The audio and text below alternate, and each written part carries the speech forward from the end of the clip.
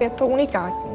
Je to strašně fajn komunita. Člověk ví, že když tam něco řekne, ty lidi ví, ty lidi vám rozumí. Z mnoha stran neustále mi to mý přátelé říkali, zavolej na Amélii.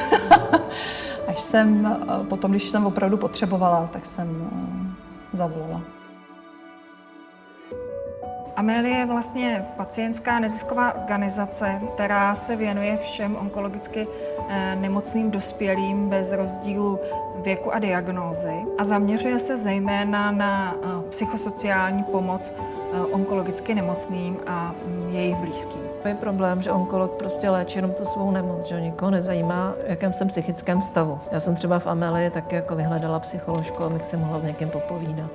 Je to takové bezpečné místo, kde se můžou tito lidé prostě setkat, říct si, co mají za sebou a třeba se i vzájemně pomoct nebo poradit. Protože i když to třeba sdílíte s někým jiným a je empatický, snaží se vám porozumět, tak nikdy to nebude tak, jako když se bavíte s někým, kdo tím opravdu sám prošel.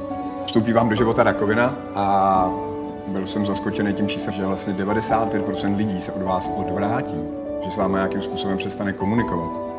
A já si myslím, že to je hodně kvůli tomu, že ty lidi nevědějí, jak komunikovat. My jako nemocní většinou nechcem slyšet a nechcem poslouchat lítost.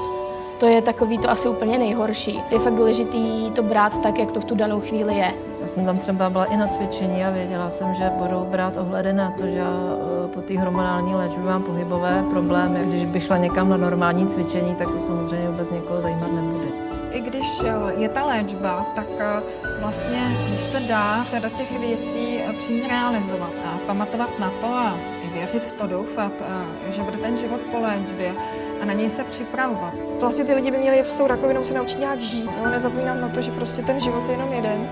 A to má vlastně Amélie jako ve svém poslání, že chce pomáhat lidem žít život s rakovinou.